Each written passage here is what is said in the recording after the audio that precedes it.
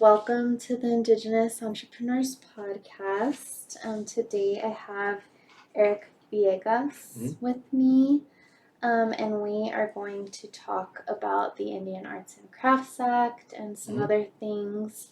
But first, just to get started, Eric, if you could introduce yourself and just a little bit about who you are and your background.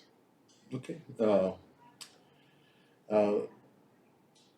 I'm from Acoma, Pueblo, and the Dona Autumn Nation. I have a background, I'm an artist advocate, and I have a background in sculpture, pottery making, oil painting, leatherwork, and plastics. Also business management, and for 2024, I'll be working on a study of Native American artist, entrepreneur, sales narratives. Okay. Yeah. Interesting. Yeah. So, and we'll get a little bit more into that later. Okay. So my first question for you is, what is the creative process and what does it entail when it comes to Indigenous art? Well, the creative process, in my words, is an individual's knowledge is bound to their instinct and skill to achieve a result.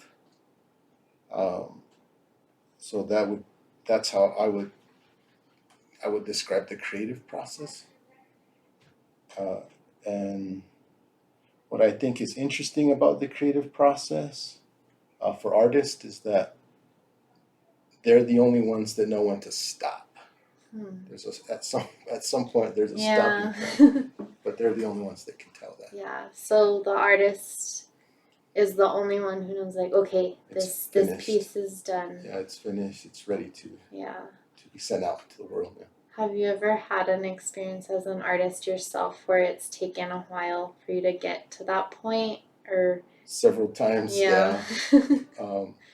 One of them is a pottery I've been working on for 2 years, and it only moves in small increments. I can't seem to make it go faster than that, so I just let it tell me when it's time to work on it and what to do next. Yeah, so I'm kind of at the mercy of the material or the medium, time, and I guess my personality or my attitude for the day, or it all has to combine together. Yeah, that's awesome. Because sometimes when I think of like the creative process, or I guess when I think of art, I think, okay, you have an idea, you do it, and then it's done. But it's more of a process. Like it's an experience. It's not like you may not have the full idea right away. You kind of figure it out as you create. What I like about from the artist mindset is that a lot of times the material that you have will create a flaw, and the artist will incorporate that flaw or be inspired by that flaw. And I try to put that type of mentality to paperwork. So if something's not right, that's a flaw, that's an opportunity to either change it or to reevaluate that moment. But the material in the art world, that kind of gives you that capability of working with sometimes mistakes and turning those into gold. That's cool. Yeah. Like a mistake isn't a mistake, it's more like an opportunity. Yeah. That's awesome. So what is the Indian Arts and Craft Act and how did it come about? Okay. First, I want to make sure that I say that I'm not a lawyer. Okay. Because it is going to deal with law, federal law. Yeah. So the way I navigated the Indian Arts and Crafts Act, I navigated it from an artist point of view and from a business point of view. And I came up with four main points of what the Indian Arts and Crafts Act is in relation to authentic art. And I came with some of the wording. I came with genuineness as a point of what it's trying to describe. So it's genuineness is what I believe is the artist's intention. There's an honesty, which I believe is the origin of the artwork. And there's a labor component, which is, again, what I believe to be the production aspect, products. And then there is the human factor, which is the creativity, which is more of a psychological component. And that kind of aligns with an artist's ability. So that's how I would say the Indian Arts and Crafts Act combines all of those things to help clarify what's really specific that they're trying to clarify is Indian product. That's what they're really defining in the Indian Arts and Crafts Act.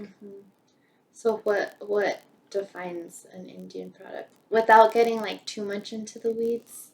I would say those components: genuineness, honesty, the labor, and the creativity, and all of that becomes the artist's statement, where they are claiming a Native American affiliation, often connected to their tribal enrollment. But there are also, like federal enrollment, state enrollment, and then there's also special permissions based on each tribe's connection to an individual to claim an Indian or Native heritage. Okay, and then that makes it, based on those criteria, then that's what would make it like Indian made, or there's the different classifications. Yeah, it all falls under like Indian product. Okay. Yeah. Gotcha. So why is the Indian Arts and Crafts Act important, and like why, or what should artists know about it? Just to make their, when they're branding their art as Indian product, like what are important aspects of the Indian Arts and Crafts Act that are important for artists to know and to keep in mind? Again, looking at it from kind of a dual perspective of the artist and the business, or artist and the entrepreneur, I get from it is that it provides some common truths in marketing and also in artist labor. So that's where I would say that why it's important. Yeah, because it provides that genuineness, right? Yeah. Because there are a lot of products that are branded as like native, but they're not really like native made or an Indian product. They're like fake, or not fake. They're just they don't fall different. under they don't fall under that classification. Yeah, and that's pretty much what we're looking at, is that an Indian product has these protections, and then it just becomes another product after that. If it's not an Indian product, it's a different classification of item. Yeah, and Indian artists could use this specific classification, like if they fall under it, to really show the authenticity of their art and kind of as part of their brand. It's definitely a competitive advantage to have this protection, but an artist can is more than just an Indian product maker. They can hit mainstream and just make products. It could be, like in my case, sometimes plastics, which is often differentiated between traditional art and contemporary art. Or it could be digital art, so there are other types of products that can be made that are still made by a native individual, but not claimed as an Indian product. So in both cases, it's fine to produce something that you're mostly produce for your livelihood, I would say. Yeah. And then like it kind of opens up the opportunity to, you know, to maybe have the like Indian product that's more, you know, meets those criteria, but then you can have other products that are made in a different process, and you can get income streams from both. Yeah. So that would be what I would try to do as an artist is leverage the Indian products according to cultural and heritage factors, and then also use art forms or materials that are not considered traditional.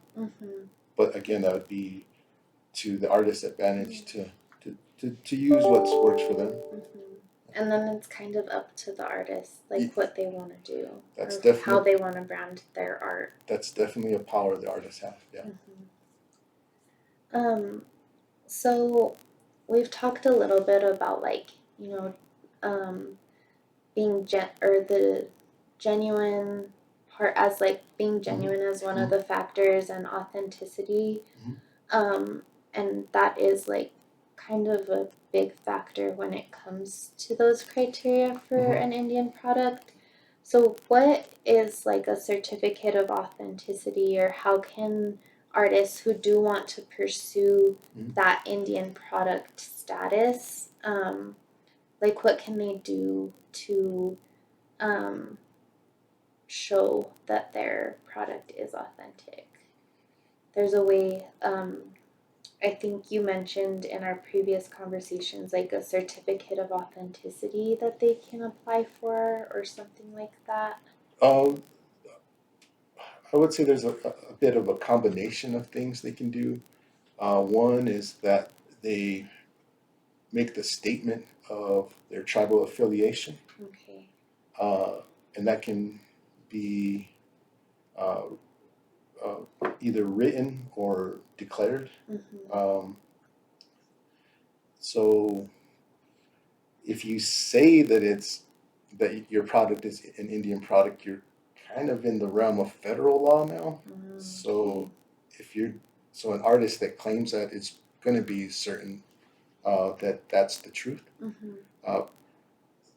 To me, that's great on an initial artist sale. The buyer and the artist are probably face to face. So that statement saying that this is, like, for example, either Dona Ata made, and they can get that from me. They can kind of show proof of receipt, time, and things like that, just based off of what I say. And then you can have the exact certificate of authenticity that actually has that written down, so that the buyer receives the art piece plus receives the art document. So the certificate of authenticity at the initial sale is kind of bouncy there. Where the certificate of authenticity really starts to take hold is at the secondary and at the tertiary levels. So the secondary level is probably a person interested in the art piece that hasn't had that direct interaction with you. So they're like buying it from a third party somewhere, or like from someone who bought it previously, or maybe online or something like that. So I might be a little off on what I'm about to say with the classification of buyer. There's the initial buyer. There's what I would call the collector. Sometimes they are the initial buyer. Other times it's brought to them, or they have an inventory where they're the seller. And then I would say the tertiary level would be the art investor. So there are times when somebody is only really interested in investing in art, but they're going to need those assurances that what they're investing in is authentic. So a certificate of authenticity works at all three levels. And you can add some weight to that, which is through like a notary, where the notary witnesses the artist signed the document, and that state notary, for example, New Mexico state notary, then has witnessed the signature. It then provides some assurance to the buyers that this is truthful. This signature is the real signature of the authorized either artist or the representative.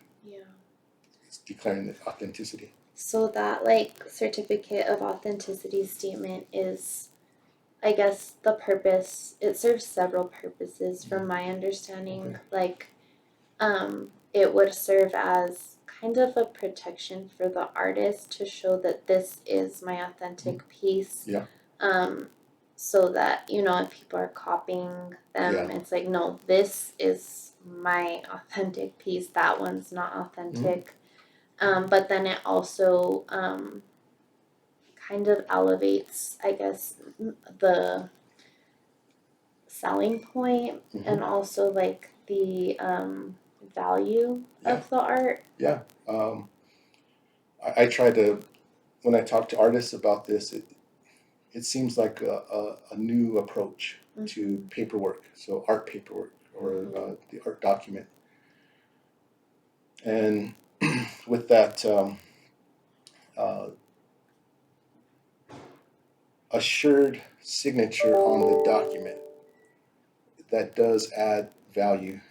So if you compare two artists who are claiming the Indian product, and you're not familiar with the artist, or you just want more, then you're going to compare and say, well, this one comes with paperwork. And not only does it come with paperwork, it's certified through the state of New Mexico, which kind of provides a jurisdiction in case there are challenges down the road. If there are any legal issues, at least that authentic document notarized by New Mexico notary, then. So I would recommend that artists use their local notaries, which puts their, if any type of those type of issues, it puts them close to home. So, like, it's almost like an insurance policy in some way too, would you say? Yeah, a little bit. So now you have fantastic art pieces. One comes with paperwork. Now let's say both come with paperwork, but now one has, a state notary. So now you're kind of like, well, there's more value being given to the buyer. So I think one thing that we talked about was that a lot of times artists don't want to like even think about this type of paperwork. They just want to create. They just want to do their art. They don't want to spend time on like filling stuff out to get it certified as authentic. So, and you kind of help with that process, correct? Yes, I am a New Mexico state notary. I'm a mobile notary, which allows me to travel to where the artists are and witness the signatures being put on the documents for that assurance for their buyers or their collectors or their investors. So the artists have that available to them with any state notary. So what would you recommend artists do, like if they're listening to this and they want to know, like, okay, does my product qualify as an Indian product? How can I start this process of getting a certificate of authenticity statement? Okay. Or if they have questions, where can they start? Usually I point to them that a lot of them are already familiar with a certificate of authenticity when they submit applications to art events. So they already kind of know what belongs on the certificate of authenticity. So it would be the art title, the artist's name, the medium, the dimensions. So there's these components for the art piece as a description. Now, where it starts to become of more value is when the artist's statement is included. And for an Indian product, that statement is to say your tribe. Okay. So once you put your tribe down, you're making that statement, and now you're playing a federal Indian product. Like, I belong to this tribe. Yeah. So that's where the protections start to kick in. Now, after you make that artist statement of tribal affiliation, of course, you'd have to legitimately have some type of enrollment verification. And then under that, you can provide a notary wording so that someone like me can go in and just have one sheet and confirm, um, really screen the signature on the document. If it's not there, still a notary can apply a secondary sheet that will make that seal available to the artist document, so it becomes 2 pages. I would really recommend 1 page to keep it all together. So the artist would write their certificate of authenticity, which is primarily a description of the artwork, their statement, and room for the New Mexico notary on 1 sheet. So it sounds like, kind of going through this process, it does help, especially indigenous artists, because nowadays, some of the craft is people are making things that look similar, but it's not like actually the Indian product. So this is a good way for indigenous art to be protected and artists to be protected and to just show, the status of their art and affiliated with their tribe. It helps buyers of the different types of buyers because I'm pretty sure it even helps museums. I'm sure it helps other art organizations when they have these facts that in a document that accompanies the art piece, because when they acquire art pieces without these art documents, they have to create them. So the artists themselves, I think, also with that artist's power, if they create their own documents to accompany their own pieces, then it's, I would say, more, you're more assured that this is what it is. I know the art academic professionals do a great job of collecting that information. They would probably validate some of those art documents with art pieces, which is nice because through the New Mexico state notary, those are all researchable. So they have another way to confirm that this was actually screened, the signature is real, the document then has additional weight, and it becomes one piece of art with documents.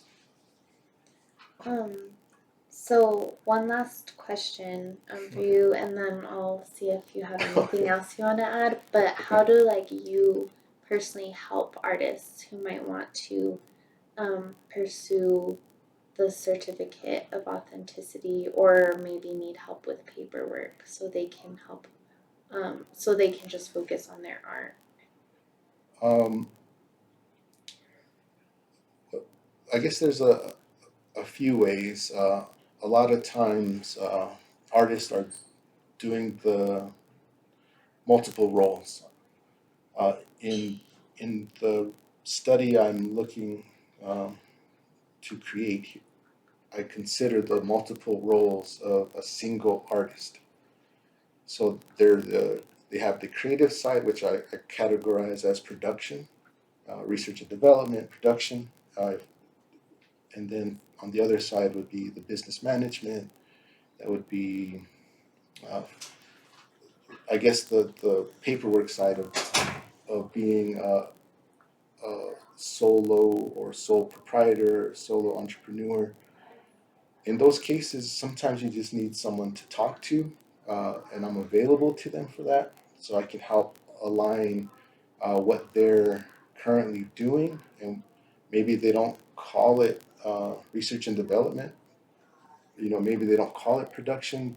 They just do it. But what I can help them do is help align it to something that fits kind of the business language. So I'm available to them to help with that on their business side.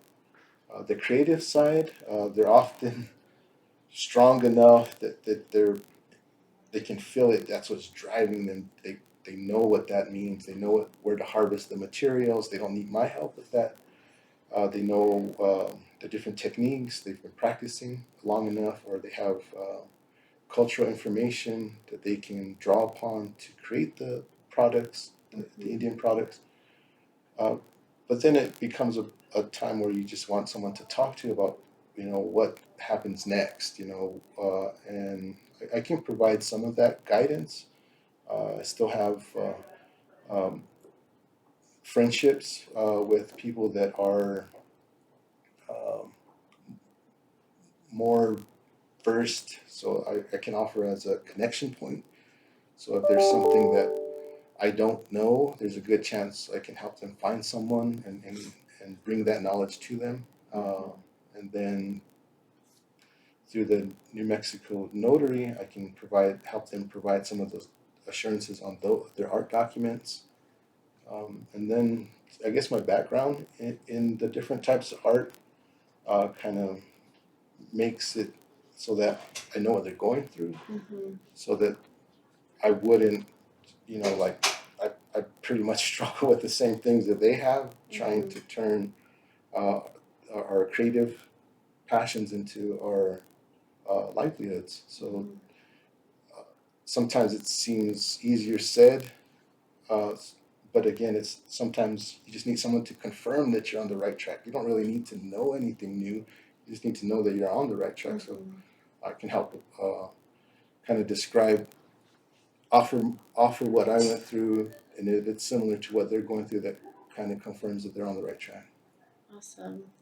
Well, it sounds like that's a really great service that artists can take advantage of if they desire to. Yeah, so that's why I call myself an artist advocate. I don't really work for an organization.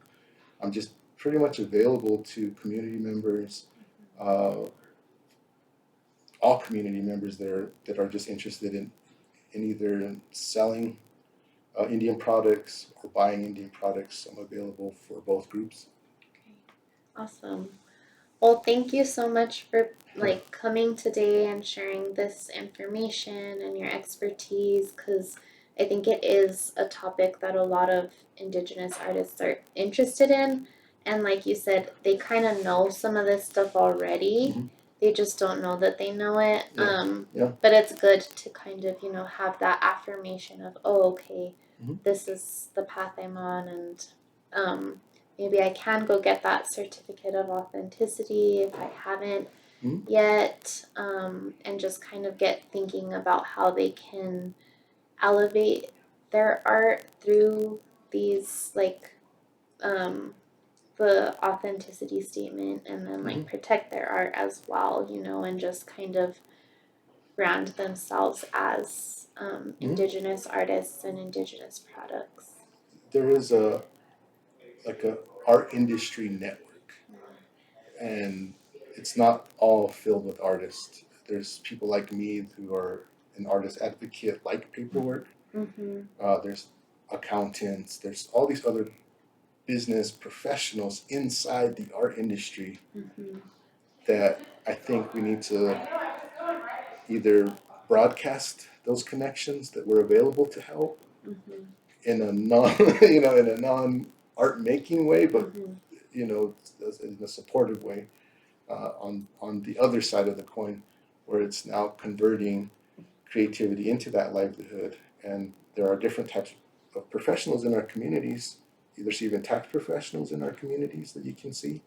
A lot of times we just don't know that they're there. But if they just remember that it's an art industry, and these are all the different roles that are in that industry, and if they're not comfortable, or if they're lacking in one of those roles, strength, they can reach out to any one of us and fill in those blanks. That's good. That's awesome to know there's that resource there. I think I don't know if all artists know that, but it's good that you're here, and anyone listening can contact Eric if they're interested in learning more or asking him questions. So yeah, I don't know if you have any last words while we're here, last thoughts. I would like to thank a few people, if I could. Okay. You, Cecilia, for UNM Rainforest Innovations. The Rachel Livingston at American Indian Business Enterprise. Lonnie Bernali at New Mexico Community Capital. Janie Rihanna at Kiwa Parrot Jewelry in Santo Domingo. And Mona Perea at the Santa Fe Indian Market. I had a long list because there's a lot of people that care. There's a lot of people that are helpful. And I just want to, again, put a few more names out there so artists can kind of seek out these names and see what other resources are available through those individuals. Well, thank you so much, and I hope we can have you on again to talk some more about your expertise. Yeah, I like helping artists, and I like making sure that their paperwork is in order, so that they can just, continue to be successful and achieve what they see for themselves. And there's a network out there because we're proud of our artists and we want them to be out there and to really make that connection to the greater art communities out there. Awesome. Well, thank you. Yeah, thank you too.